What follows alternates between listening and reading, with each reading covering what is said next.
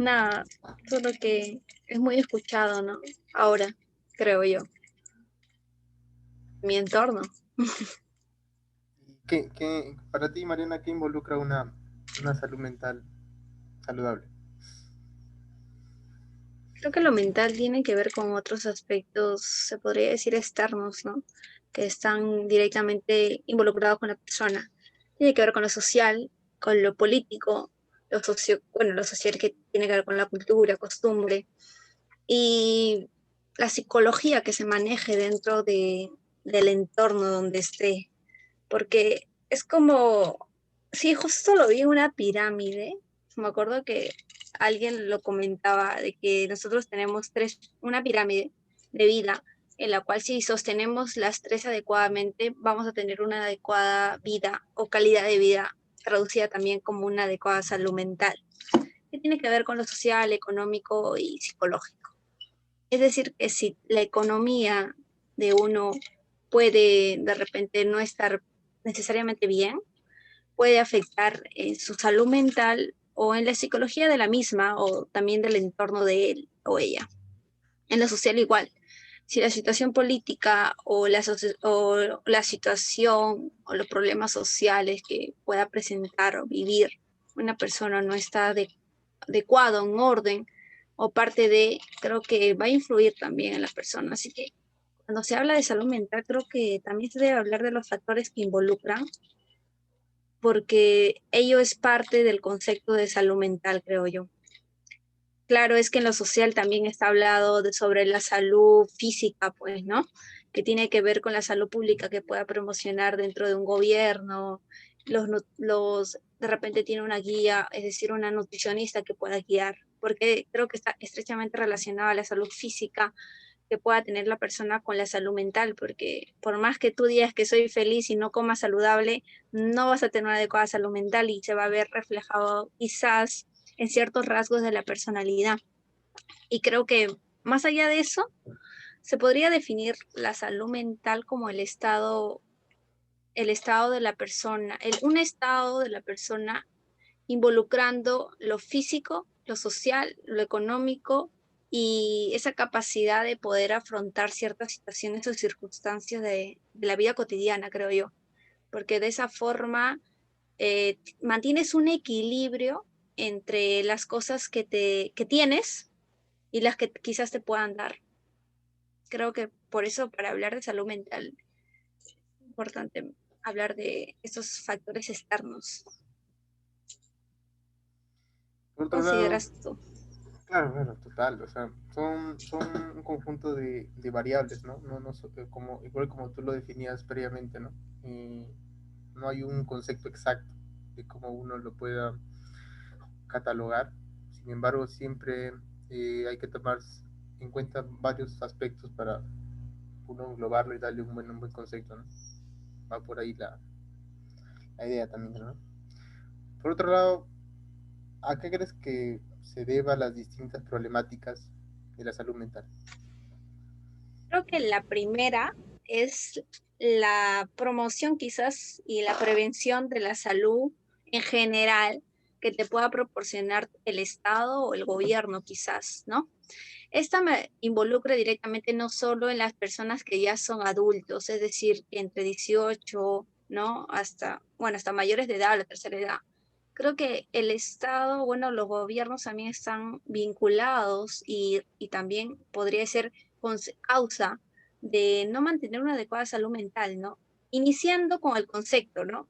Con el concepto de qué es salud mental y terminando con la idea para qué sirve ir a un psicólogo quizás o para qué sirve ir al hospital, porque muchos creen que ir al hospital es simplemente, porque me duele el estómago voy a ir, pero no van por prevención, no van por una promoción, es decir, una charla que quizás le motive a quererse en el sentido de respetar sus órganos y respetar va más allá del hecho de decir, sí, hoy día como esto y hoy día no como esto, no, sino tener ya algo fijado, ¿no? Es decir, quizás un nutricionista que te guíe.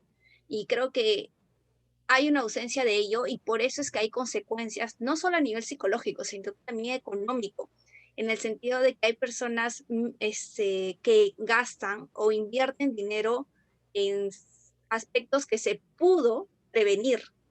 Tal es el caso de enfermedades crónicas, que no solo involucra a las enfermedades físicas, ¿no? Sino de salud mental, como es la depresión, la ansiedad y quizás algunos trastornos de la personalidad que están vinculadas a ello.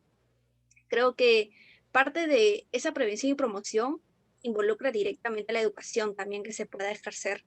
Es la consecuencia de la educación, de la falta de educación sexual también, porque vemos, en realidad es un tema muy general, ¿ya? Porque vemos jóvenes, adolescentes, básicamente, muchos adolescentes, más que jóvenes quizás. En la adultez sí, hay cierta resignación por parte de estudios, pero en la adolescencia es como que hay más confusión en el tema de aceptar ciertas cosas que se vienen. Tal es el caso de los cambios físicos y los cambios psíquicos, ¿no? Y por eso creo que más que el culpable, creo que son responsables de llevar en orden o en todo caso en supervisión lo que es la salud mental, ¿no? Y dentro del Estado no hay que dejar de lado que también está la familia. La familia también es otro gran punto, o se podría decir causa de los miembros de la familia para predecir ciertos rasgos de personalidad, creo yo. Y más allá de la familia también está lo social, ¿no? Esa influencia sociocultural, esa influencia de costumbres, de ideologías, entonces también está en ese punto. ¿Por qué?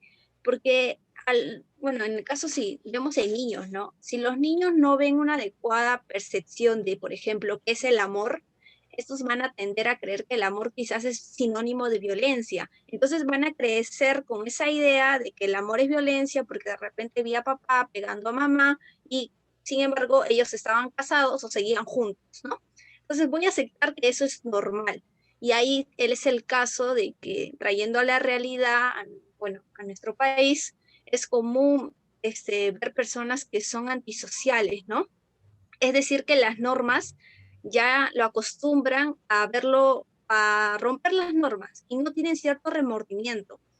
Tal es el caso de personas que tienen ciertos rasgos violentos, ¿no? Pueden ser violentos o también muchos congresistas que también vemos hoy en día involucrando un poco a la política que sienten que, no sé, si el tema de corrupción es normal en el país y debe ser normal y todos los jóvenes deben creer que siempre va a haber corrupción en la política o todo aspecto que esté involucrado en política, cuando en realidad ese es un rasgo parte de una conducta antisocial. Entonces, aquí también involucra ello, ¿no? Como la familia también crea ciertos conceptos que pueden discernir en un futuro, como también distorsionar la realidad y hasta el punto de creer de que una pareja violenta o insultos o de repente vivir con violencia es normal y de repente eso es salud mental para ellos, ¿no? Quizás, y cuando en realidad ese no es el punto, ¿no? El punto va más allá de eso, creo yo. ¿Qué tan beneficioso puede ser cuidar nuestra salud mental? Creo que más que, bueno, sí, se habla de un beneficio, y creo que el beneficio, aquí citaría, por ejemplo, a Jung, a Carl Jung, que es uno de los, bueno, que nos habla sobre la pirámide de realización. Entonces, creo que ah, tomando su perspectiva, una de las consecuencias, parte de tener una adecuada salud mental, es la autorrealización, ¿no? En el sentido de sentir una tranquilidad contigo misma, aceptar, conocerte y cuando tú ya te conoces, estás dispuesto a cambiar o en todo caso mejorar. Pero mientras que una persona no se conozca, es muy difícil cambiar ciertos rasgos, ciertas actitudes o también comportamientos que una pueda tener como pensamientos. Ahí también, citando otro gran autor que es Sigmund Freud, también nos habla sobre la transformación humana, por ejemplo. Nos habla de que la persona como tal no llega a autorrealizarse, o sea, no cree en la teoría de Jung, pero lo dice en otras palabras, ¿no? De que el ser humano siente un deseo de buscar o llenar cierto vacío inconsciente. Ahí nos habla de lo inconsciente, subconsciente y consciente. Tal es el caso de que nos afirma de que mientras que vivamos, ¿no?, a la deriva, entendida por Jung, o en todo caso no realizados, pero en el caso de Freud, viviendo inconscientemente, nuestra vida será guiada por nuestro subconsciente, ¿no? Y tomaremos decisiones que no necesariamente creamos que en el momento sean malas, pero en realidad creemos que son buenas. Entonces nos va a traer consecuencias a nivel físico, psicológico y hasta el punto también de causar la muerte, y tal es el caso de las enfermedades psicológicas, que es una muerte, puede ser una muerte silenciosa porque hay ciertos prejuicios, ¿no?, de la parte de la sociedad. Creo que yo mantener una salud mental, más allá de los conceptos, puede hacerte mejorar tu entorno, pero más que tu entorno, a ti como persona en el sentido de que te aceptes, consideres lo que te está pasando y veas técnicas de soluciones, porque muchos creen que la solución es una, cuando en realidad el parámetro de tu problema es inmensa, ¿no? Y hay muchos aspectos que puedas considerar para ese problema o ese aspecto que te está molestando quizás en el momento. Creo que ya tiene que ver con esa toma de decisión e iniciativa. Y así poder también, claro está, establecer buenas relaciones interpersonales, ¿no? Si uno tiene una buena salud mental, creo que no se va a molestar en el sentido de aceptar las críticas constructivas, ¿no? Porque hay personas que pro probablemente vivan a la defensiva, en el sentido de que cada comentario que le llegue o cada, de repente, recomendación que es en realidad, sientan que le están atacando, y al atacarte, o bueno, al ser atacado, sienten que deben reaccionar de una manera violenta y ven a la violencia como solución, más no es la única solución, ni debería verse como solución. Entonces creo que mantener una salud mental hace de que tú lo veas desde otras perspectivas, ¿no? O sea, si me está recomendando, por ejemplo, no consumir drogas en el sentido de que eso me va a hacer mal, es porque, no necesariamente porque me quieres, sino de repente es porque debo quererme yo, ver la solución, debo ver otro aspecto. Creo yo que también involucra eso, ¿no? De que puedas desarrollar también la empatía, porque no es solo aceptar que otros te apoyen, sino que también mantener la idea o creer de que tú también puedes apoyar a otras personas. Y basta, creo yo, con una palabra para que una persona pueda tomar cierto conocimiento, como también cambiar ciertas ideas de lo que puede hacer, ¿no? Tal es el caso de repente iniciar su vida sexual. Hay personas que se sienten confundidas y lo inician a temprana edad sin conocer las consecuencias. Entonces, desarrollando esa salud, o bueno, la salud mental propia dicha, creo que ayudaría mucho, no solo a nivel individual, sino también a nivel colectivo, ¿no? ¿Quién está en tu entorno y de qué forma tú puedes impactar en otras vidas? Mariana, justo en esta parte me gustaría también mencionar al doctor en psicología, Walter Rizzo, de repente has escuchado hablar de él. Él menciona una frase muy relevante respecto a la relevancia que tiene el ser humano por sí mismo.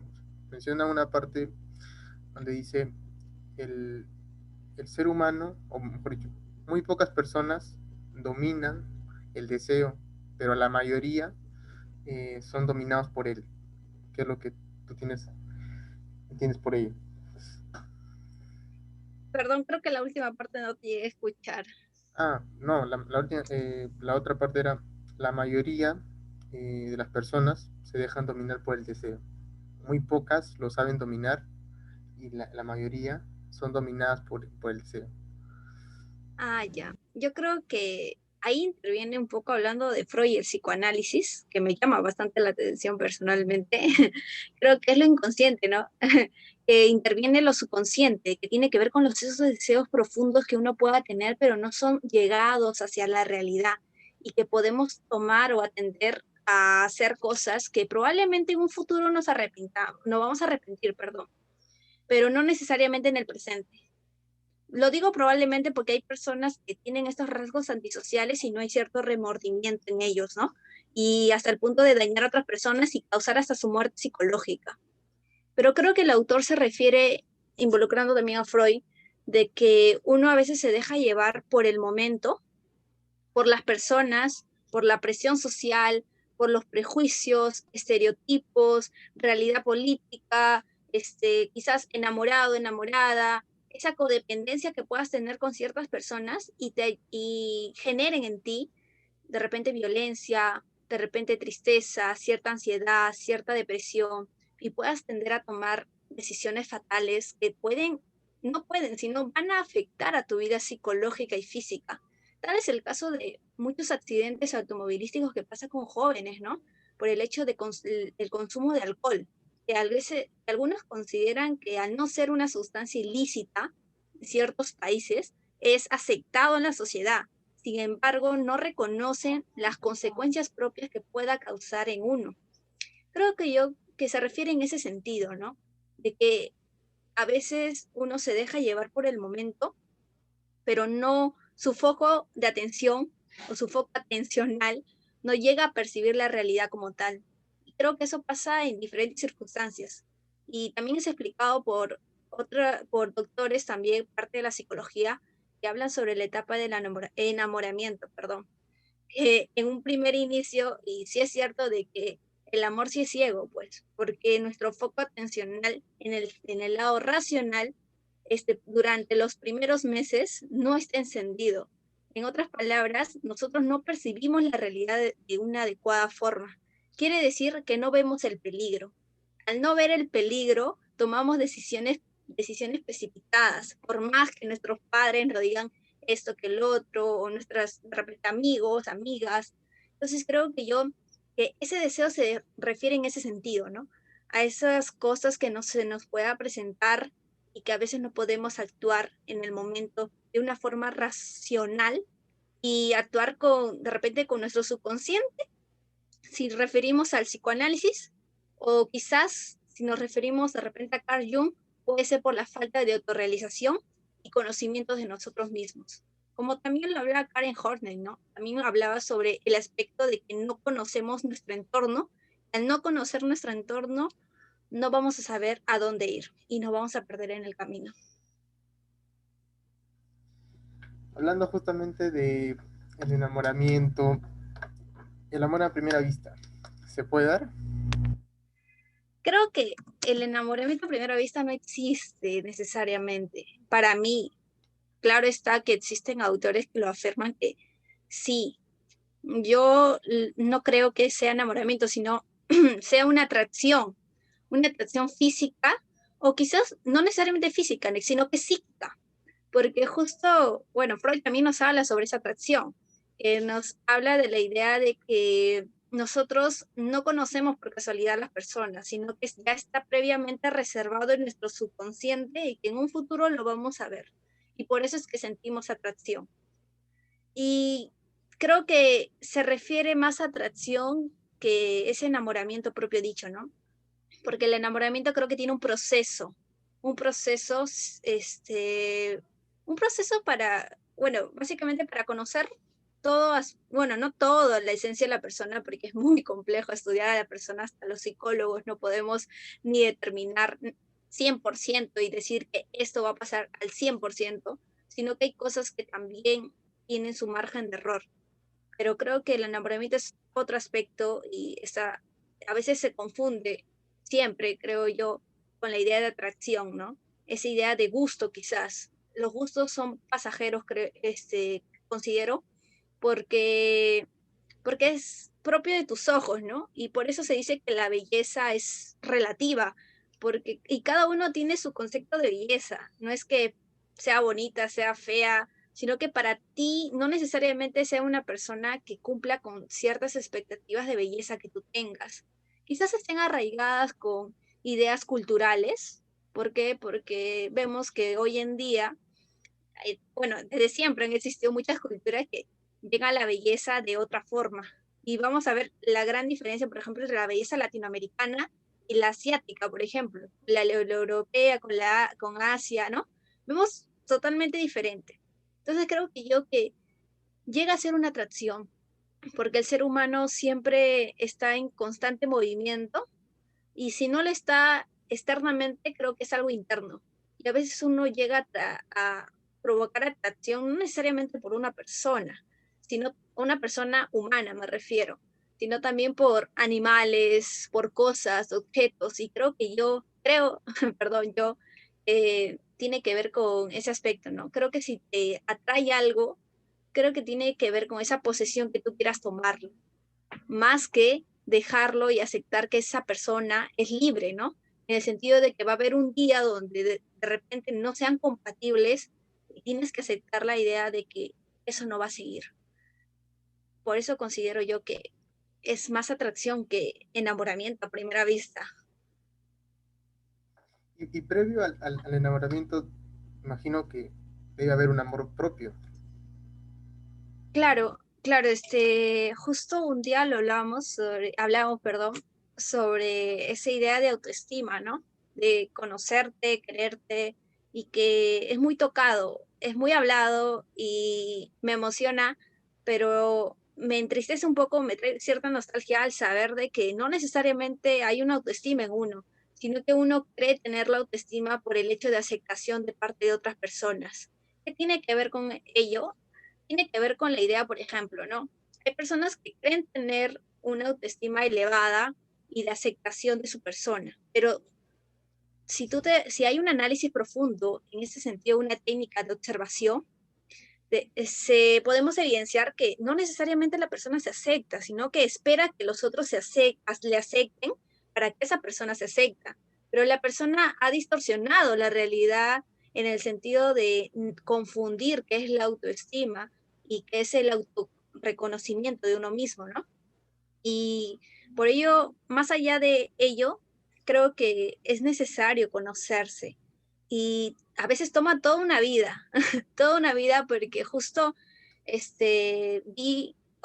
leí hace tiempo, en realidad, hace 2 años, una investigación que se hizo a diferentes edades, ¿ya?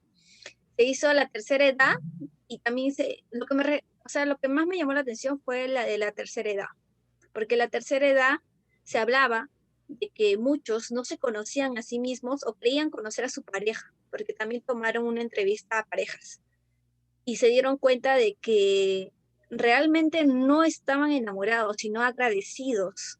¿Por qué? Porque la persona la había acompañado a lo largo de su vida y esta creía conocer a la persona, pero en realidad no la conocía, sino que la pareja proyectaba ciertos aspectos que ella o él quería sacar.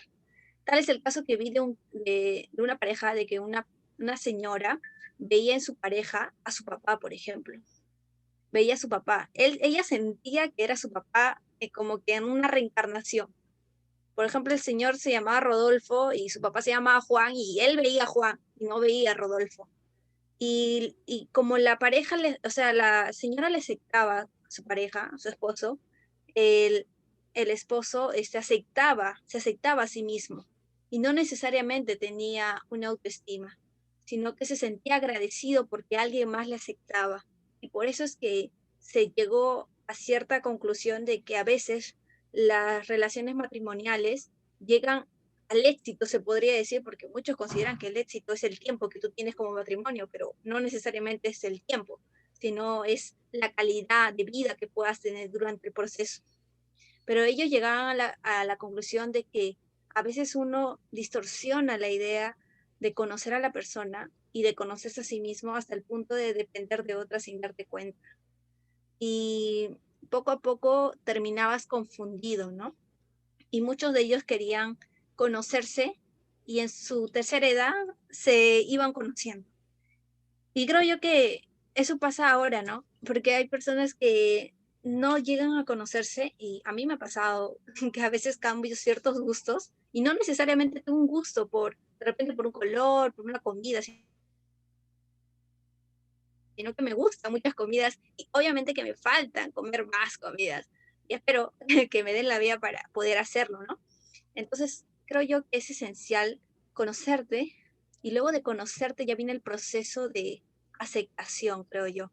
¿De verdad te aceptas tal y como eres? ¿O quizás quieres cambiar ciertas cosas que no te gusta o realmente no le gusta a tu entorno. Y ahí viene la pregunta de que cambias por ti o cambias por otros, porque muchos cambian por otros y es la influencia social propia del ser humano.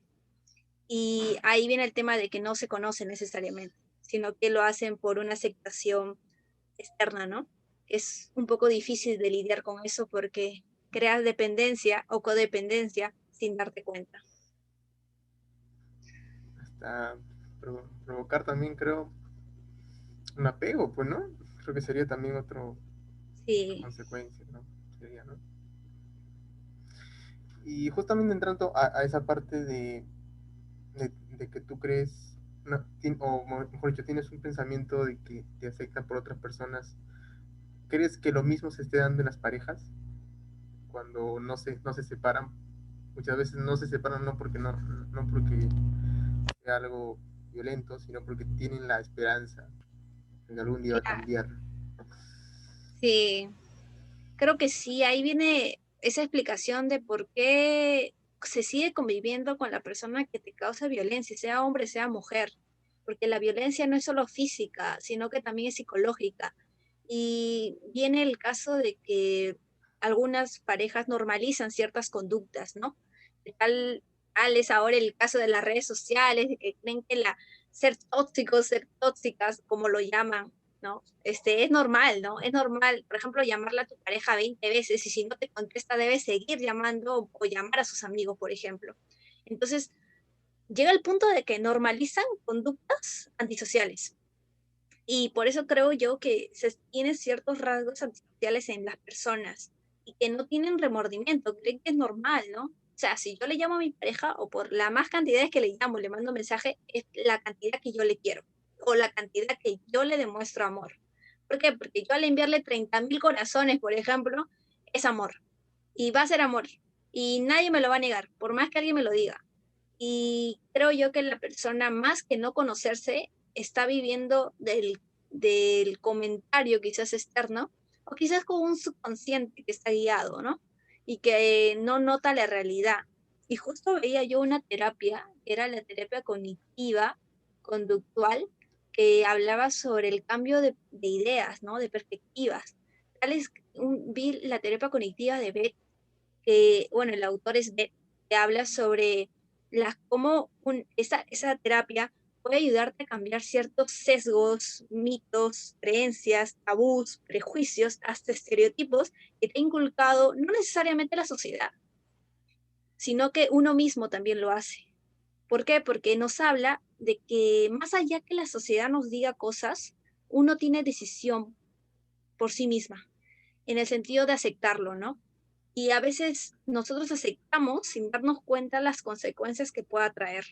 Entonces esa terapia nos ayuda desde un principio a conocer qué es la sociedad y desde un final aceptar, aceptar o no las ideas que te pueda presentar esa sociedad o lo que pueda, la sociedad me refiero a amigos, familiares, el propio gobierno y entre las personas que te rodean, influenciando culturalmente y a nivel, puede ser estereotipo, prejuicios, ¿no? Entonces creo yo que a veces pasan esas cosas y uno no se da cuenta de que normaliza ciertas conductas. Y creo yo que más que, bueno, sí, ¿no? Conocerte, evidentemente, pero conocerte, pero también aceptarte, ¿no? Porque si uno no se acepta, no va a entender qué es lo que tengo que cambiar o qué es lo que tengo que hacer para, por ejemplo, para el problema que se me presenta. Y como te digo, creo yo que una persona al establecer una relación entre pareja es necesario involucrar bastante la comunicación, pero más que la comunicación, la comprensión. Porque si una pareja no tiene empatía en tus decisiones o en lo que tú puedas creer en un futuro, en tu presente, creo que no va a haber una compatibilidad en el sentido de que vaya a surgir o vaya a haber un éxito como pareja, porque algunos lo conceptualizan en la idea de la pareja es un equipo. Y sí, el equipo también necesita comunicación, necesita empatía, porque va a haber momentos donde una persona de repente tenga malos días, tenga buenos días, y va a haber momentos de fracaso y éxito. Y para eso tiene que existir la empatía, de todos modos.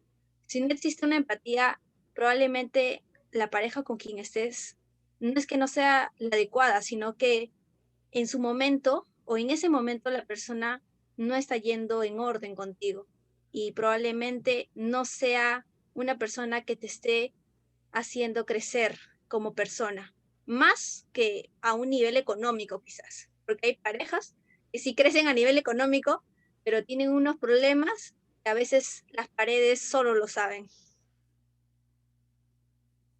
Creo que tocaste un punto muy importante. Justo en el libro que también he estado leyendo, justamente también este escritor Dale Carnegie menciona una parte muy importante, ¿no? Muchas veces nosotros como seres humanos siempre solamente pensamos o queremos lo que uno tiene en mente, más no escuchamos la otra parte, ¿no? Creo que esa es una de las carencias que muchas veces vamos a probablemente pisar siempre o tropezar. Y también otro punto que creo que es muy importante es la cantidad, ¿no? La cantidad de, bueno, de mensajes, de llamadas, de textos que puedes llegar. Y justamente ahí justo Rizzo también hace una comparación muy importante. Dice, ¿por qué esto no pasó antes, no? O sea, ¿por qué no pasaba antes? Porque también era otro tipo de época, otro tipo de tecnología probablemente, no era la tecnología que hay hoy como las redes sociales. Y como que el tema del amor se veía un poco con mucha más calma, con mucha más naturalidad, porque también el correo no era como el de ahora, ¿no? El correo que llega instantáneamente, sino que tomaba un tiempo, pues ya después de una semana. No, tú, ¿qué crees tú en cuanto a las épocas? ¿Crees que también la época influye mucho en el comportamiento de las parejas? Creo que sí, y creo que es también que aquí también involucra un poco de historia, creo yo, porque debemos entender que el pasado influye en el presente y el presente va a influir en el pasado y el pasado también en el futuro y el futuro en el pasado. En otras palabras, el triángulo del presente, pasado y futuro está estrechamente vinculado y nunca se va a separar, nunca. Y más allá de que las épocas, ya, de las épocas, creo que es importante considerar la ideología, las creencias, la cultura. El tiempo cambia, pero el tiempo también va acompañado de ideologías, de cultura, de costumbres. Pero no necesariamente una cultura, no necesariamente. Porque las culturas, como vemos, se siguen manteniendo y se siguen respetando en ciertos países, pero hay culturas que no son aceptadas y lo vemos hoy en día por el hecho de condición de salud mental y física que pueda tener una persona. Tal es el caso de cierta cultura de afroamericana, ¿no? Que vemos que la pobreza a veces se ve sinónimo de, por ejemplo, de que de repente hay más familias que tienen abundancia de hijos y esa es la idea de tener una familia, tener una gran cantidad de personas. En otras palabras, la cantidad es la calidad en el sentido de tener una vida de calidad, ¿no? Pero en realidad no es que sea la cantidad de hijos, sino las posibilidades que tú puedas tener para sustentar a las personas que vas a traer a la vida aquí al mundo. Entonces, trayendo un pequeño ejemplo nomás de la Guerra Fría, que no es tan lejos, está un poquito cerca nomás, la cultura era diferente y la perspectiva, por ejemplo, hacia la mujer como hacia el hombre era diferente. La vista, en otras palabras, hacia la mujer y hacia el hombre era totalmente diferente a la época de ahora. No quiero decir que las ideas de ahora no estaban en el pasado. Creo yo que la idea, por ejemplo, Ernesto Sábato nos habla, es un gran literario argentino que nos habla sobre el pasado y el presente, el futuro, que nos afirma de que no todo tiempo pasado fue peor, sino que en el presente rescatamos solo lo bueno del pasado. Y en otras palabras, el pasado también tuvo lo malo, no todo fue bueno, como el presente también tiene algo malo y no todo es bueno, y en el futuro probablemente nos estén reprochando sobre las ideas que tengamos ahora. Entonces, hasta ese punto debemos considerar de que el tiempo, si bien es cierto, cambia, pero los prejuicios e ideas también, pero eso no quita la idea de que va a haber personas afectadas por eso. Siempre lo ha habido, siempre va a haber, pero va a ser diferente el contexto. ¿En qué sentido? En el sentido de que no va a haber apoyo o va a haber apoyo. Tal es el caso de la lucha contra el racismo, por ejemplo, en Estados Unidos. La lucha no fue dada, o no terminó, mejor dicho, cuando se declaró el derecho de la raza negra, según lo dominaban, porque no era así. La lucha seguía, el racismo seguía existiendo. Y creo yo que una ley es el principio, pero no el fin de terminar una problemática social. Tal es el caso como la lucha, por ejemplo, por el voto de la mujer en Argentina. Fue el principio para que muchas mujeres se dieran cuenta que no es lo único que pueden hacer como condición de ser mujer. Y que uno no puede condicionarse por ser mujer o por ser hombre. En el sentido de que el hombre no puede hacer cosas del hogar o no puede hacer cosas que en su tiempo se consideraban que eran de mujeres. Creo que ello tiene que ver con la capacidad de que uno puede ejercer. Por tanto, creo que la política, como la educación, involucran en ese sentido. Así que, comparando los tiempos, no es peor ni mejor, creo yo, pero sí se ve sufrimiento y siempre se va a ver. La idea es desde qué perspectiva lo veas. Me refiero en el sentido de que realmente has investigado toda la historia o solo lo has visto desde la perspectiva de quien la vivió.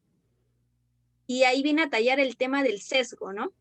Por ejemplo, una obra literaria se considera de que es muy sesgada porque el autor cuenta la época en su perspectiva.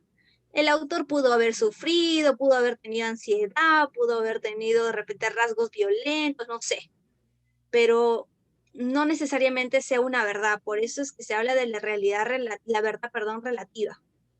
Entonces, considero yo que una persona, para hablar de si el presente es peor que el pasado o el pasado será peor que el futuro, es necesario indagar, investigar y no quedarse con lo que dice quizás las noticias por los medios de comunicación, porque vemos que durante la época, bueno, toda la época que ha estado el ser humano en la Tierra, siempre ha habido personas que han querido transgiversar la realidad.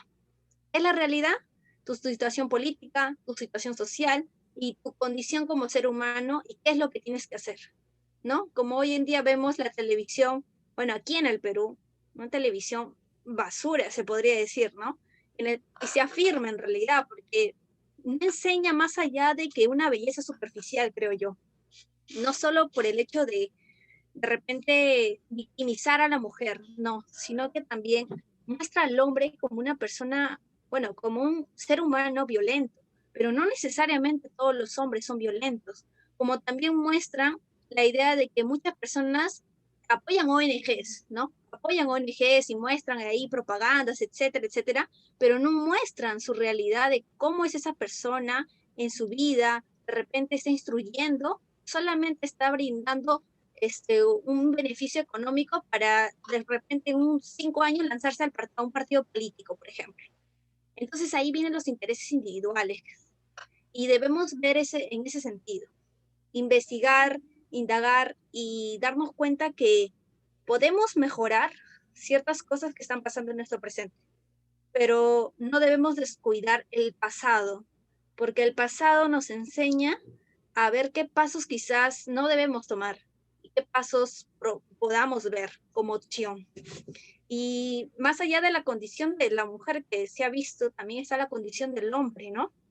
Porque no solo la mujer ha sufrido en el pasado, que es otra gran idea que muchos historiadores sostienen, y que el hombre también ha sufrido en el pasado, pero se mantenía ciertas ideas en el sentido de que el hombre no puede llorar, el hombre debe mantenerse como jefe del hogar y por tanto no puede manifestar sus emociones y mucho menos sus sentimientos. Imagínate ser una persona sin sentimientos, es como ser un robot y ser humano, robot no existe, creo yo, no existe. a menos de que tenga una conducta antisocial o ciertos rasgos de la personalidad que alteren su conducta, pero normalmente vemos que no. Y tal es el caso de la consecuencia de las guerras mundiales. Muchos hombres no regresaron con la misma condición psíquica, como también muchas mujeres en la primera línea, que me refiero a ser enfermeras, médicas o atendiendo a soldados, no regresaron con la misma mentalidad. Regresaron con un pensamiento transgiversado sobre lo que era violencia. Por eso es que veíamos hombres que quizás usaban un mecanismo de sublimación, ¿no? Con la mujer, en el sentido de agredir físicamente. Pero vamos más allá de que el hombre es la causa principal de la violencia de género, sino veamos de que quizás sea su contexto, su educación, sus circunstancias. Entonces vemos que el problema no necesariamente está en, por ejemplo, ¿no?, encarcelar al hombre en 30 años, sino que el problema está en tratar esa conducta y ver si puede ser cambiable, modificable o hasta cierto punto mejorar su condición de vida. Porque creo el tema no termina cuando, por ejemplo, cuando el asesino está muerto, ¿no? Sino que creo que el tema termina cuando se indaga la vida de ese asesino. Porque creo yo que cada uno quiere entender cómo es que llegó esa persona a ser así, por ejemplo. ¿Cómo llegó a ser así? Más de qué es lo que causó esa persona en otras vidas. ¿Por qué? Porque ya vimos cómo lo hizo, pero no vimos cómo esa persona ha sido influenciada. Como vemos muchos casos de asesinatos, que último, ¿no? Lo vimos creo en el 2019 sobre un grupo de venezolanos, ¿no?, que escuartizó a un peruano, si no me equivoco, en un hotel. Justo era por mi zona, por aquí, por el Agustino, si no me equivoco, en un hotel, y como que la gente se había espantado, ¿no? ¿Por qué? Porque decía, wow, esa América nunca lo hemos visto, ¿no? Nunca lo hemos visto en Perú, pero no investigamos y no vemos de que en Europa eso es normal. Normal en el sentido de que esos crímenes se ven. Hay psicólogos forenses que lo estudian, pero aquí no. Y creo que en ese entonces la gente empezó creo que a tomar conciencia de que la psicología no está actuando en nuestro país. Y la psicología no está demostrando por qué ese hombre se comporta así y por qué hizo esas ciertas actitudes, ¿no? Entonces, más allá del tiempo y cómo puede influenciar la cultura, es evidente que tienen una gran relación. Puede ser directamente proporcional, sí, creo yo que es directa, ¿no? En el sentido de que si te inculcan ciertas creencias, quizás como condicionamiento de hombre o de mujer, o de los dos también, porque hay casos de padres que condicionan a los dos hijos a hacer lo mismo, en el sentido de que si tú estudias ingeniería, tú también estudias ingeniería, y lo ven como que, no sé, estudiar ingeniería es lo máximo, ¿no? Es la mayor satisfacción, orgullo que puedas traer a tu familia, más que lo que puedas generar en ti. Entonces se olvidan de tu esencia como persona y exaltan su ego como padres. Pero creo que eso es inconsciente a veces. O a veces llega a ser consciente, pero puede ser un rasgo antisocial de los padres, que no sienten remordimiento por las consecuencias que pueda causar en sus hijos. Y eso pasaba en el pasado también, pero quizás un poco diferente en el sentido de los gritos o de las miradas, porque hay padres que en el pasado controlaban con las miradas y ahora también hay padres que controlan, pero no con las miradas, sino de repente con un palo en la mano o de repente con otros mecanismos, ¿no? Pero el condicionamiento creo que ahí está.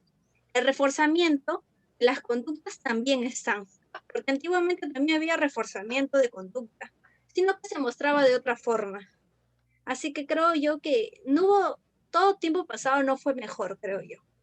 Creo que tuvo sus cosas, pero muchas personas no lo quieren ver en ese sentido y solo rescatan lo bueno, lo bueno. Pero creo yo que para hablar de una época es necesario rescatar todo. ¿Para qué? Para que rescates también lo bueno, evidentemente, pero lo malo para de repente corregirlo, hablarlo, discutirlo y hasta cierto punto de repente mostrar una nueva investigación, ¿no?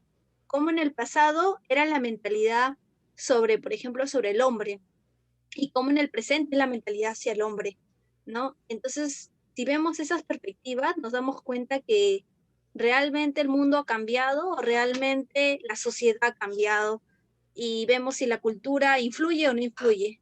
Pero ya, bueno, nosotros en formación nos damos cuenta que la cultura influye demasiado, lo social también. Y todo eso está directamente ligado a nuestra conducta. Pero no todo, ¿no? Un poco. Creo yo eso. Mariana, ¿qué entiendes cuando entre parejas se da esta frase de te amo, pero puedo vivir sin ti?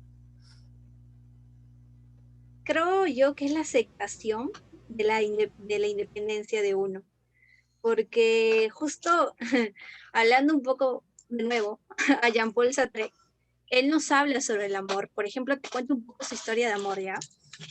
Él se quiso casar con Simone de Montbois, que era una gran escritora literaria. Los dos son escritores, eran no famosos, famosos no en su época, pero sí eran reconocidos. En una parte de su vida, Jean-Paul Sartre le propuso matrimonio a Simone de Montbois. Ella no le aceptó, le rechazó y le dijo que no quería casarse con él. Evidentemente en ese tiempo era como el boom, ¿no? Porque toda mujer se le condicionó de que casarse es el máximo éxito de tu vida como mujer. Evidentemente al hombre también se le condicionó, pero con otras cosas. Entonces, al rechazarle, Sartre se enojó demasiado, evidentemente, tanto por su influencia de amistades, porque le habían comentado de que ya, o sea, si ya estás en una relación con ella, ¿por qué no te casas? ¿No? Le decían, como también hoy en día escuchamos, ¿no? Oye, pero ya llevas 8 años, ¿por qué no te casas?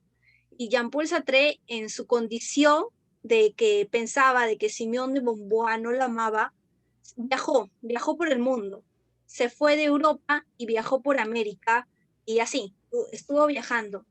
Y en esos viajes se dio cuenta de que Simone de Beauvoir era una persona independiente y que no necesariamente para ella, claro está, casarse es el fin de una relación, el máximo nivel de una relación en su expresión de amor, por ejemplo.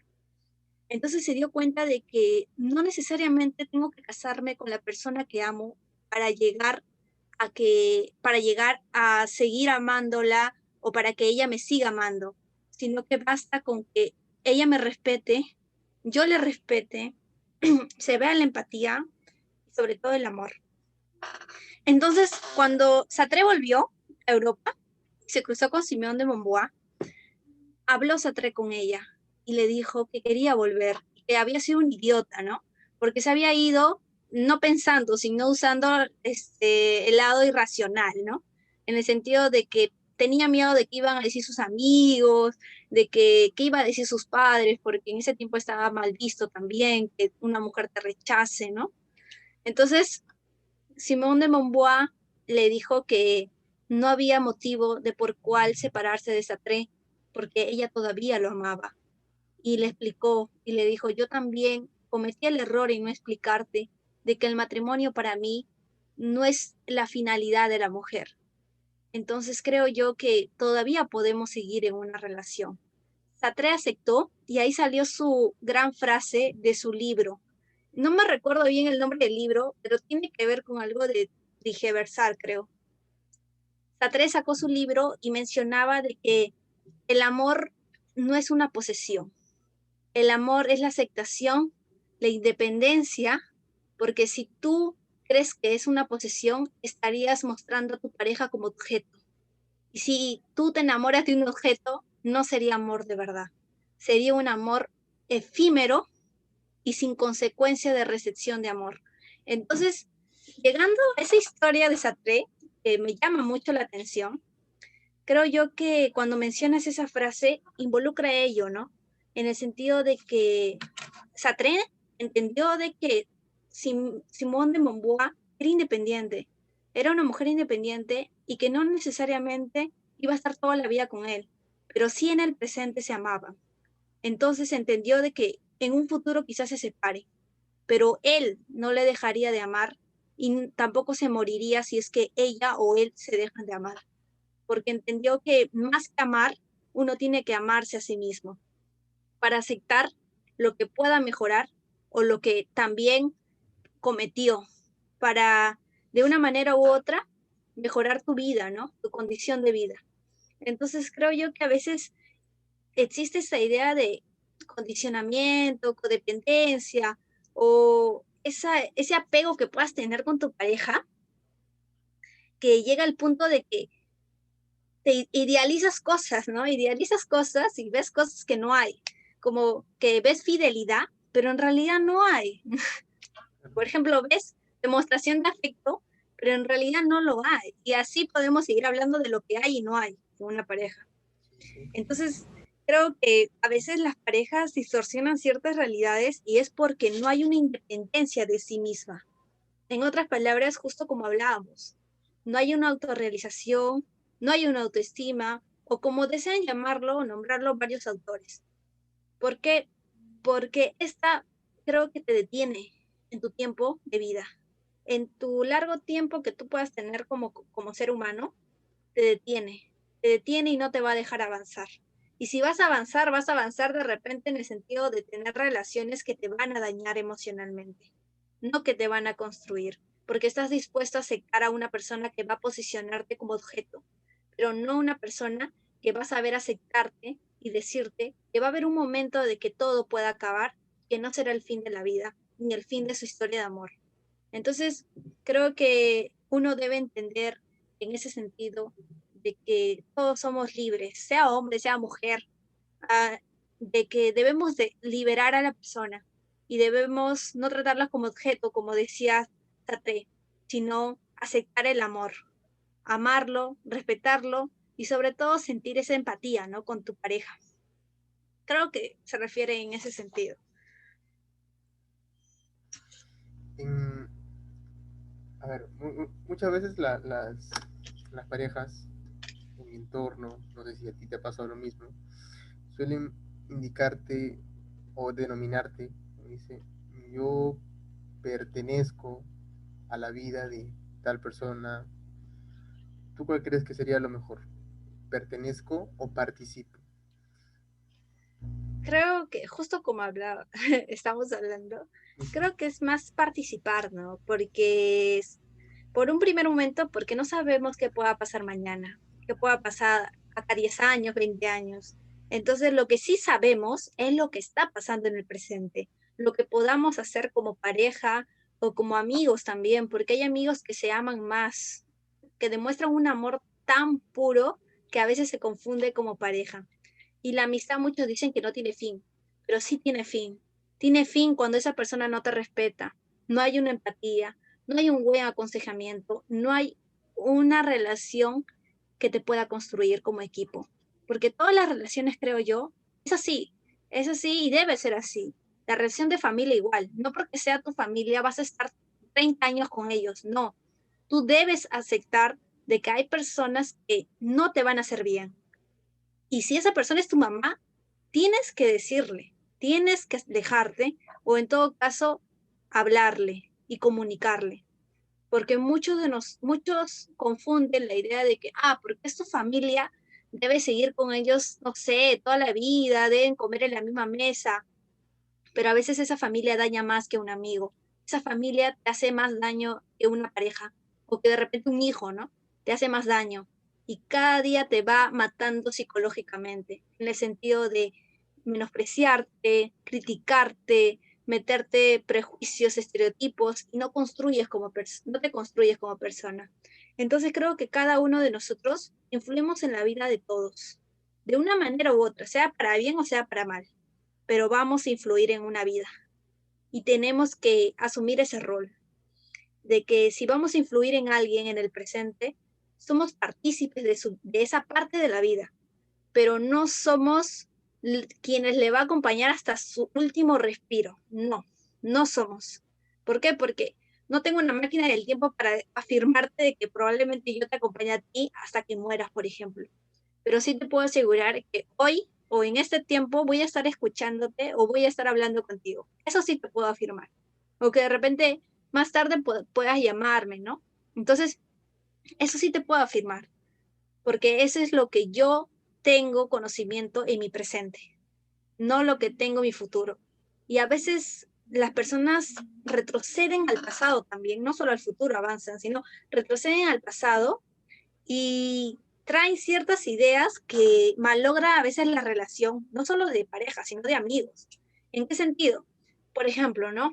Hubo una mentira en el pasado, una mentira, un amigo te mintió y te ocultó cosas que a ti te hicieron daño hasta el punto de bajar tu autoestima, por ejemplo, ¿no? Y no es que te bajó la autoestima, sino que tú confiaste tanto en esa persona que sentiste que iba a ser leal contigo toda la vida. Entonces creaste esa expectativa en ese amigo. Y no necesariamente es así, porque no todos los amigos van a ser leales, no. Va a haber amigos, porque son seres humanos, van a cometer errores. Y a veces por tu bien van a contar tus secretos. Y a veces por tu mal también lo van a hacer.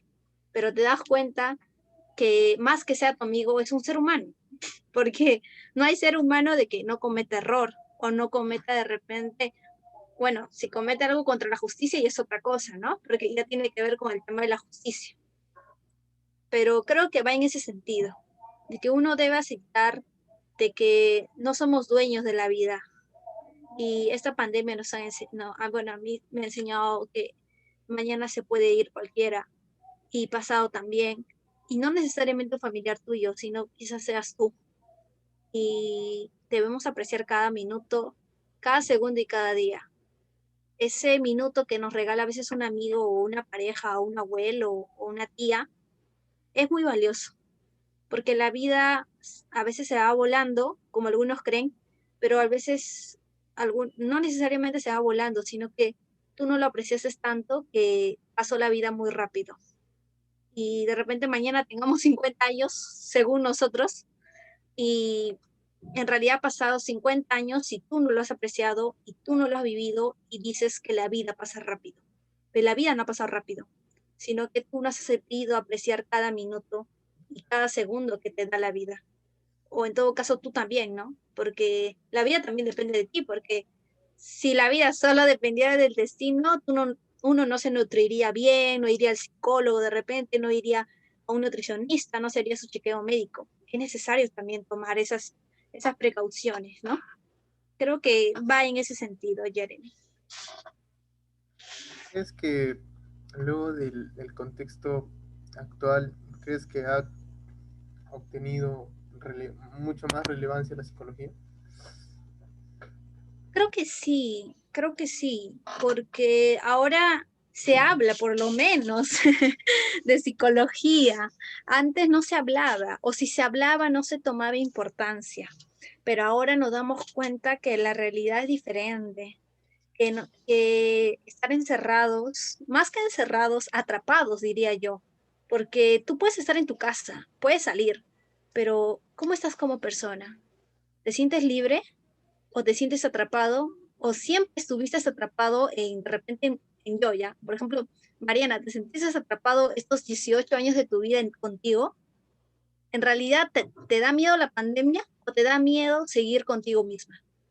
Entonces, ese es el tema, ¿no? Que ahora en esta pandemia muchos nos hemos encontrado como seres humanos. Es decir, como, bueno, en mi caso, yo como Mariana, tú como Jeremy te has encontrado, y así sucesivamente todos nos hemos encontrado. Probablemente hasta nos hemos rechazado, hemos llorado, nos hemos reprochado y hemos recordado hasta llorar o hasta reír. Pero más allá de eso, nos damos cuenta que por qué fui así, ¿no? Y por qué no soy así como de repente dijeron tal persona. Esa tal persona puede ser tu familia, tu pareja, tu expareja, no sé. Entonces, creo que ese encarcelamiento de uno mismo ha provocado la reacción de la curiosidad, ¿no? ¿Por qué me pasa esto? ¿Por qué no me pasó el otro? Entonces nos damos cuenta que existe una carrera. ¿Qué carrera estudia esto? Decimos. ¿Qué carrera estudia el comportamiento humano? Entonces nos damos cuenta que el comportamiento humano lo estudia, a ver quién. La medicina, no, porque la medicina estudia la fisiología de la persona, es decir, cómo funcionan sus organismos más que el comportamiento conductual. La enfermería tampoco, es un acompañamiento de la medicina, pero no un determinante de la conducta, por ejemplo. Nos damos cuenta que es la psicología o una especialidad de la medicina que es la psiquiatría. Entonces nos damos cuenta de que sí existe o siempre existió una carrera que nos explique el porqué de nuestra conducta. Y muchos se han dado cuenta de eso.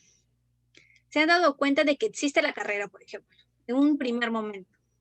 Pero al tomar la importancia, todos no lo firmaría y tampoco lo diría. ¿Por qué? Porque vemos que no ha cambiado mucho la realidad tampoco. De que la violencia está, la violencia de género, la violencia intrafamiliar, la violencia entre, bueno, el racismo propiamente dicho, la misoginia. Entonces, nos damos cuenta que ya saben que existe la carrera, creo yo, pero no saben qué es la carrera, cómo te va a ayudar, cómo te va a guiar, dónde debería ser implementado, dónde no debería ser implementado. Quizás algunos tengan ciertos tabús o prejuicios, ¿no? Como el gran prejuicio de que si tú dices a tu amigo que vas al psicólogo, piensa que estás loco, cuando en realidad no es tanto que estás loco, sino que quieres conocerte, quieres entender. Si es que vas por iniciativa propia, ¿no? Porque si es que vas por obligación, no necesariamente vas a escucharle, ni tampoco te va a escuchar a ti. Entonces, entendemos de que se conoce la carrera, pero creo yo, perdón, que debemos, en nuestro caso como futuros psicólogos, intervenir, ¿no?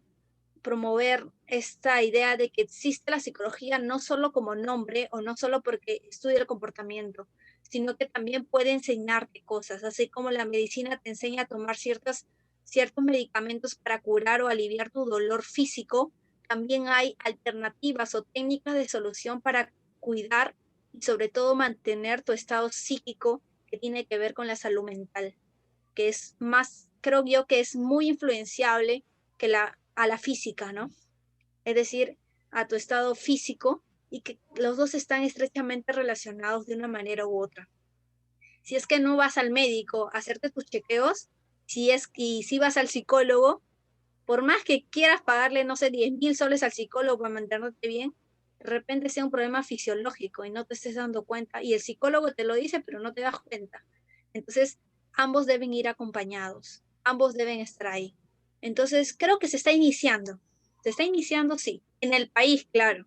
Evidentemente, en otros países, ya la psicología ya avanzó, se podría decir, a su gran nivel, ¿no? Como el gran caso de España, hay grandes intervenciones, muchas especialidades, y también otro caso que vemos que hay grandes estudios, por ejemplo, en Argentina, hay buenos estudios sobre la psicología, en Chile también. En Chile está considerado que puede convertirse en un país de primer mundo porque la psicología también está avanzando al igual que la política. Entonces nos damos cuenta que depende de las decisiones políticas que también pueda tomar el país, porque no solo del psicólogo no solo depende del que el paciente cambie, porque vemos que el paciente no es uno, sino que el paciente es muchas personas. ¿Por qué? Porque por más que tú intervengas a una, esa una vive con 10.000 personas que le está diciendo que no vale la pena que viva, por ejemplo. Entonces, creo yo que queda en ese trabajo por parte de las decisiones políticas, como también nosotros como personas, porque nada está determinado, ¿no? Nosotros también tenemos decisión propia y, por supuesto, una influencia en cada miembro que se nos presenta en la vida. Como un milagro, se podría decir, como un milagro o quizás una luz para su túnel, quizás. Para que ¿qué tanto puede influir la sociedad, ¿no? ¿Qué tanto puede influir, la verdad? Sí, Wow. sí, es inmensa, ¿no? Inmensa lo que pueda pasar, ¿no? Creo yo que sí, lo vemos por la historia, más por la historia lo vemos y todavía hay cosas de la historia que se nos oculta quizás, o quizás falta descubrir también. Mariana, ¿crees que las actividades recreativas ayudan a fortalecer la salud mental? Sí, creo que es complementario, creo que es complementario, es como cuando recibes una charla, ¿no?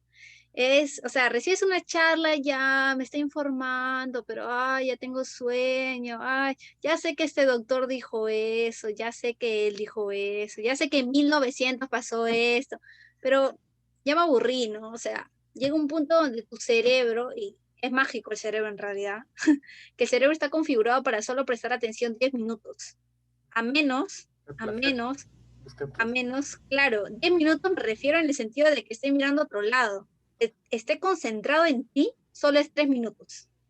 3 minutos, tu cerebro está condicionado para que solo te escuche 3 minutos. Pero si tú mantienes su foco de atención, el cerebro puede escuchar hasta 6 horas. Sin darse cuenta, te está haciendo caso.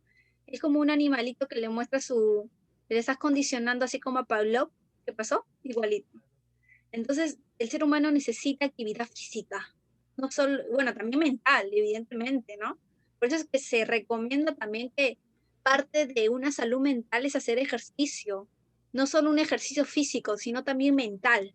¿Qué es el ejercicio mental? Por ejemplo, está el ajedrez, está la lectura, está también los debates, la oratoria, ¿no? Entonces nos damos cuenta que hay ejercicios mentales como ejercicios físicos. Ambos son complementarios, evidentemente.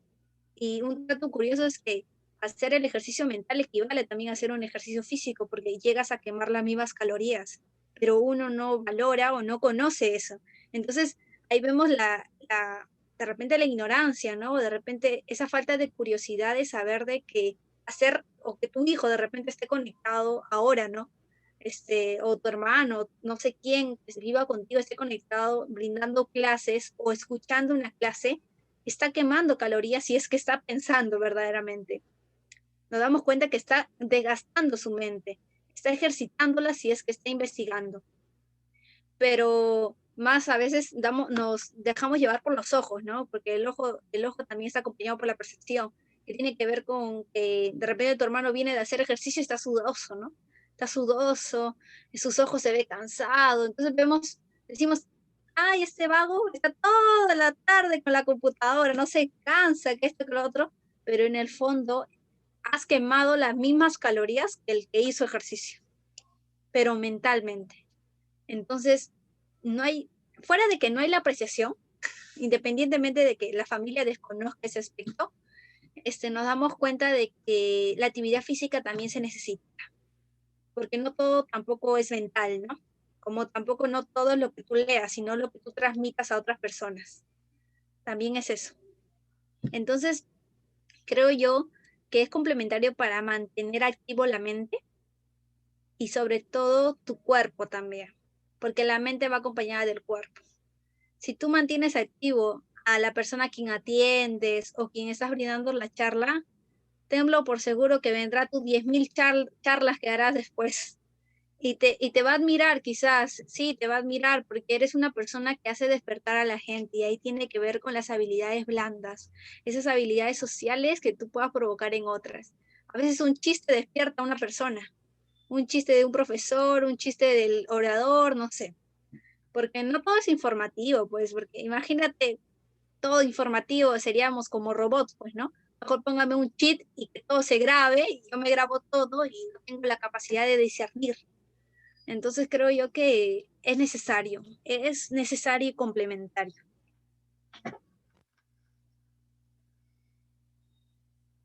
A ver, creo que un punto último que has mencionado, ¿crees que la parte de momentos de comedia, alegría, nos ayudan? Sí, justo hablando de esto, de las habilidades blandas, de que cómo nos influye, cómo influye en nosotros o en la sociedad, es necesario. Es necesario un poco de chiste o un poco de chispa, como dicen algunos. Hasta dicen simpatía y carisma, ¿no? Cómo tu simpatía y carisma puede alegrar la vida de otro. Y me ha pasado, por ejemplo, en las clases presenciales, en la carrera misma, hay chicos que tienen su simpatía y carisma, pues, como chicas. Entonces, con un chiste que te digan, o no un chiste necesariamente, sino que te digan un cumplido, a veces te sientes bien como persona. Y necesitamos eso como personas también. No es un determinante para quererte, evidentemente, pero es algo propio del ser humano que necesita en su vida.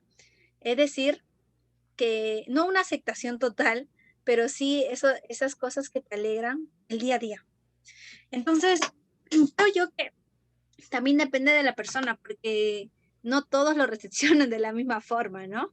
Los cumplidos, los chistes. Por ejemplo, hoy en día, evidentemente en las redes sociales se ve las ideas de, por ejemplo, el humor negro, ¿no? De que se dice de que no necesariamente un chiste es un chiste cuando está afectando a una persona o un cierto grupo social. Y debemos entender eso también, porque así como nosotros nos reímos, por ejemplo, de repente de un gatito que se está cayendo o de repente está maullando, no sabemos el trasfondo, ¿no? Quizás al gatito lo han obligado, lo han drogado, no sé. Entonces, debemos entender también eso. Pero más allá de ello, creo que es necesario un poco de risa en tu vida. Por eso existen los clowns, ¿no? Que se diferencia evidentemente de la psicología, porque los clowns no es que sean, algunos dicen que son payasos andantes, ¿ya? Pero no necesariamente sean payasos, porque un payaso es diferente a un clown. Un clown creo yo que está acompañado también por parte de la psicología, ¿no? Esa habilidad de conectar con tu público, ¿no? En el sentido de crear cierta empatía y que la persona no se aleje de tu foco de atención, por ejemplo, y que Exacto, te llega a dar risa, pues te causa risa. Pero no a exacto. todos, ¿no? No a todos, porque hay personas que, por ejemplo, son propios de su conducta, de su personalidad, son introvertidas, por ejemplo, y no todo le da risa. Y sienten que el chiste es una pérdida de tiempo, por ejemplo. Entonces, hay personas que sí lo aceptan, que necesitan esa esencia en su vida y y que es necesario también. Pero hay otras personas que no, y debemos entender eso también, que no todos se van a reír del chiste o de la actuación que vayas a hacer, o no todos te van a aplaudir, pero es necesario para despertar el foco de atención, creo yo. Mariana, ¿la soledad es buena o mala? ¿Cuál? La, ¿Qué dices? la soledad es buena o Ah, mala. la soledad.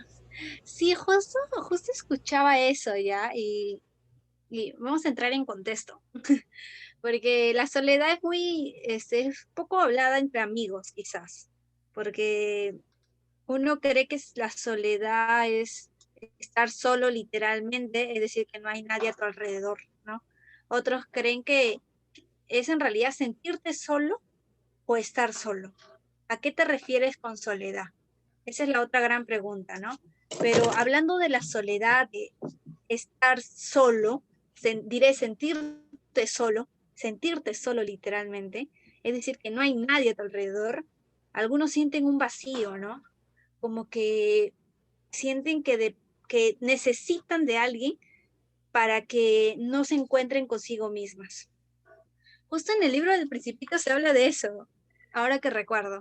Se habla de que, por ejemplo, de que la soledad no debe ser vista como algo peligroso, sino como el reencuentro de uno mismo. Es decir, conocerte tú como persona, porque tal es el caso de la pandemia, ¿no? La cuarentena. Nos hemos encontrado verdaderamente y la otra gran pregunta es, ¿nos hemos aceptado o queremos ya irnos de nuestra casa y reunirnos con personas que sí nos aceptan, porque nosotros no nos aceptamos, nosotros mismos? Entonces, la soledad también es esa, la idea de estar solo tú mismo, encontrarte contigo y aceptarte. De repente, Mariana, o sea, yo me odio por ser yo, ¿no? De repente, y necesito que vengan personas para que me hagan sentir bien, que me digan, ah, no sé, eres una persona muy amable, eres muy esto. Entonces, toda mi vida, sin darme cuenta, estoy viviendo de los comentarios. Y yo creo tener una autoestima, pero no lo tengo, sino que estoy dejándome llevar por lo que están diciendo de mí. Entonces, me lo creo tanto que hasta simulo ser esa persona, por ejemplo. Y eso se demuestra en el estudio de Pavlov también, de que hay personas que se llegan a condicionar, ¿no? De que cuando tú le digas de que es muy inteligente, esa persona se lo va a creer y lo va a hacer.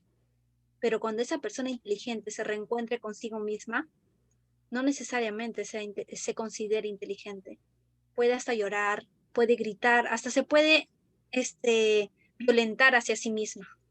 Entonces, creo yo que la soledad es importante en uno mismo, es decir, encontrarse, en el sentido de encontrarse, ¿no?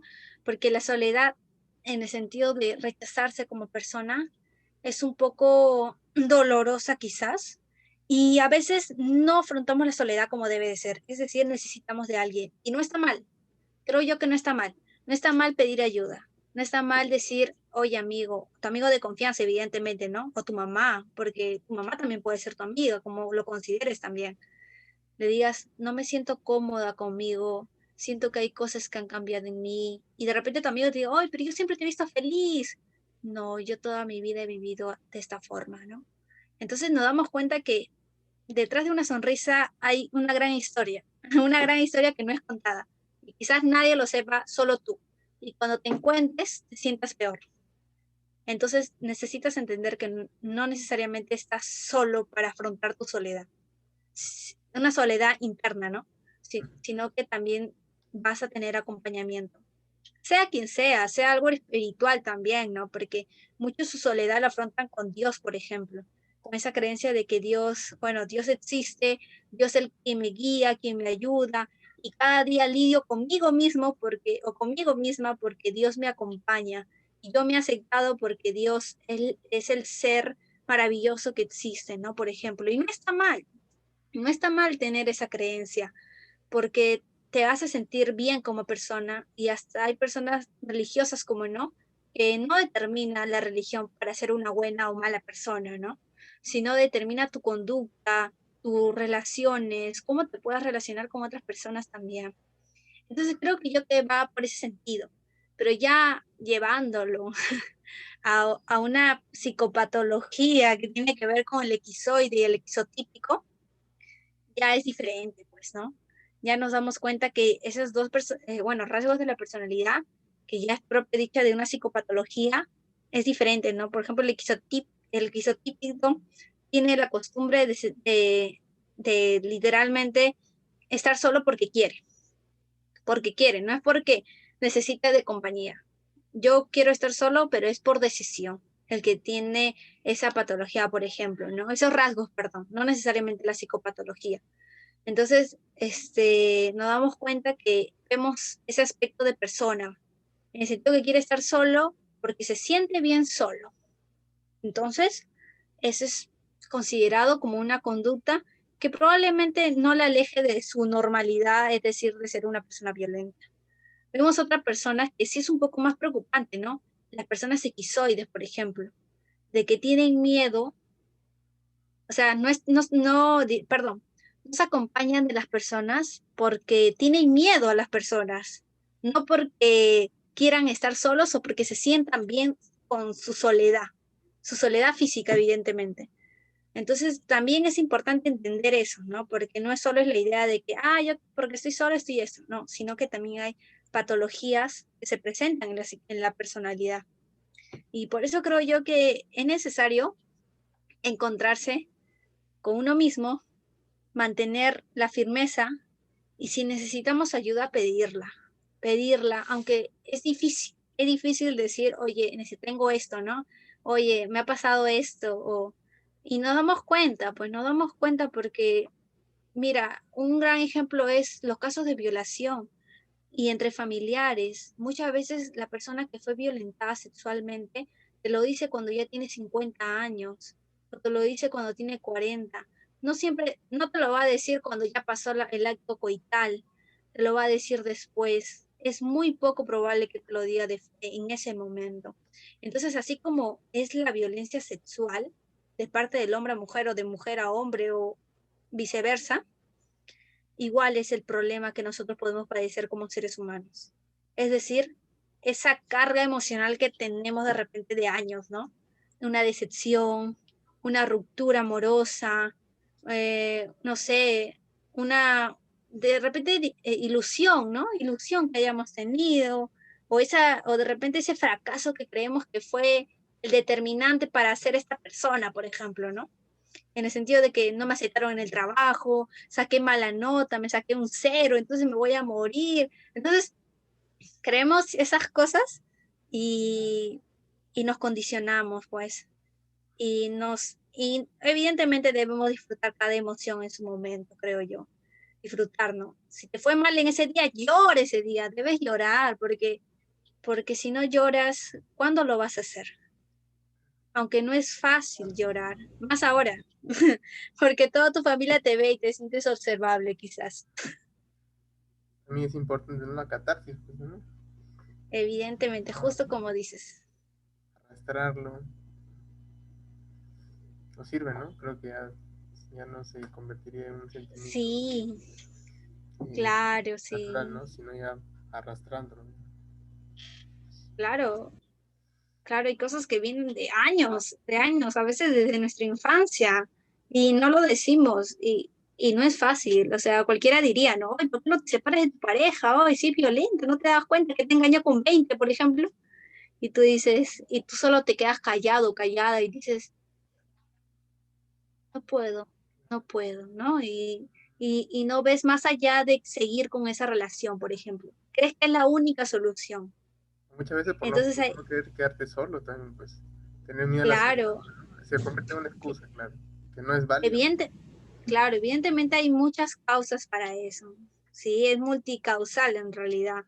Y una de ellas puede ser la dependencia, ¿no? Claro está, la codependencia, el apego inseguro que hayas forjado quizás en tu infancia y lo estás viendo reflejado en tu pareja actual. Entonces, nos podemos preguntar esas cosas, ¿no? De que verdaderamente quiero estar conmigo misma o conmigo mismo o no puedo aceptarme, no puedo ser yo, por ejemplo. Entonces, ahí viene el tema, ¿no? De asistir a un profesional también, a un profesional de salud mental, que puede ser un psicólogo, un especialista en psicología, un psiquiatra de ser un caso quizás mayor, ¿no? Bueno, Mariana, ya no habría nada más bueno, que preguntar, porque si no quedamos Ah, sí, nos quedamos hasta mañana. quedamos hasta mañana. No, pero bueno, Es, ¿qué te es gustaría, muy, digamos, bueno, resaltar, comentar, eh, o comentar, ¿no? No lo sé. a lo que yo resaltaría, y bueno, es mi condición como futura profesional y espero que sí se logre entre ambos, claro está, porque estamos en plena formación, sea de que cualquier, bueno, una recomendación sea de que cualquier persona, sea, me refiero a la carrera que esté estudiando, no esté estudiando, esté pensándolo o no esté pensándolo, en todas las personas, nunca va a ser tarde para tomar decisiones. Creo yo que la decisión a veces creemos que es fácil tomarla, pero no, no es fácil y creo que esta pandemia nos está enseñando de que mañana puedes decir sí, pero quizás mañana sea un no porque no estés con vida o no estés para poder afrontarlo. Otra cosa es que mientras estemos con vida, disfrutemos cada momento y ese cada momento no solo se traduzca en comer, ¿no? O de repente pasarlo con amigos o con familiares, no, sino que también se traduzca en la idea de curiosidad, ¿no? En el sentido de indagar, de investigar un poco más sobre cosas que te llamen la atención, no necesariamente psicología, ¿no?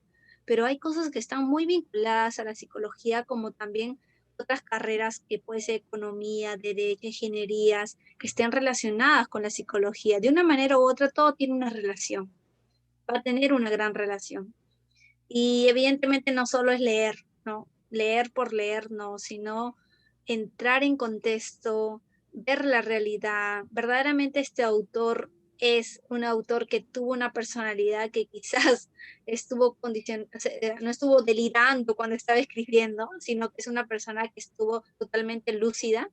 Entonces, darnos cuenta de eso, ¿no? Quizás ver videos, pero no cualquier video, evidentemente. Ver videos que quizás también como nos distraigan, que pueden ser chistes, porque a algunos les llama la atención los chistes, los memes, que es muy común hoy en día. También ver un material informativo no está de más para enterarte que tu presente no está muy alejado de tu pasado o del pasado de tus padres, no está muy alejado.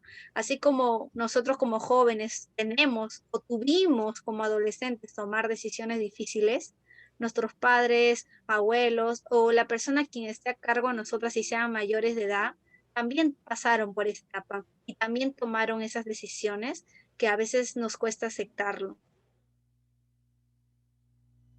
Entonces, indagar un poco sobre el contexto pasado nos va a ayudar a entender el presente, no solo a nivel global, sino también a nivel individual. ¿En qué sentido? En que puedes hacerle preguntas a tu papá, a tu mamá, a tu abuelo, a tu abuela y decirle, de verdad, abuelo, ¿cómo te sentiste en esta época, no? Tal es el caso en el Perú, por ejemplo, algunos consideran que fue una guerra civil, otros que fue la peor parte de la historia del Perú, que es el terrorismo, ¿no? Ayacucho también vemos que las secuelas hasta ahora repercuten, que es la parte del Perú que tiene mayor índice de depresión en Ayacucho. Y nos damos cuenta que también es consecuencia del terrorismo que penetró directamente o influyó en ese entonces. Entonces creo yo que hay que indagar, investigar y que la curiosidad nazca, no que sea forzada, porque cualquier cosa que es forzada es muy difícil de que te llame la atención. Y puedes hasta encapricharte con que de repente estudiar es la peor cosa que te puede pasar en la vida. Y hay muchos jóvenes que creen que estudiar o adolescentes también, niños también, estudiar es lo peor porque lo ven como sinónimo de que tu mamá te va a golpear o te va a obligar, cuando en realidad es una curiosidad, creo yo. Eso creo que diría en conclusión de todo.